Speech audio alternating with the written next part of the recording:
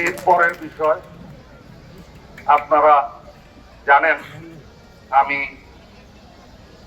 16 December একটি সংবাদ সম্মেলনের মাধ্যমে আমি নির্বাচন না করার ঘোষণা দিয়েছিলাম এবং এই ঘোষণার মাধ্যমে আমার জাতীয়তাবাদী দল এবং আমার প্রাণের নেতাকর্মী বৃন্দ এবং আমার প্রিয় ভারপ্রাপ্ত চেয়ারম্যান জনাব তারেক রহমান এবং স্থায়ী কমিটির নেতৃবৃন্দ এবং সারা দেশের জাতীয়তাবাদী দল আঘাতপ্রাপ্ত হন। আমি তাদের সবার কাছে নিঃশর্ত ক্ষমা প্রার্থনা করছি।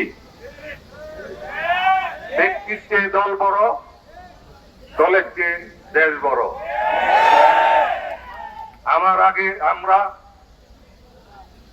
আমাদের আগে দেশ, ক্ষমতার আগে জনতা, সবার আগে বাংলাদেশ। আমি পুনরায় ব্যক্ত করতে চাই যে এই ভালোবাসা আপনাদের মাধ্যমে আমি পেয়েছি, যেটা আসলে আমি আপনাদের কাছেও ক্ষমা প্রার্থী।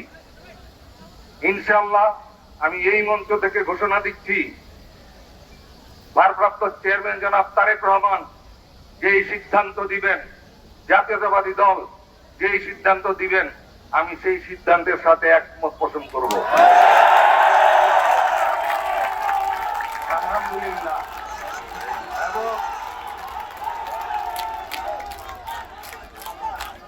এই জাতীয়তাবাদী দলের মনোনয়ন পেয়েছি ইনশাআল্লাহ, আমি নির্বাচন করব ইনশাআল্লাহ।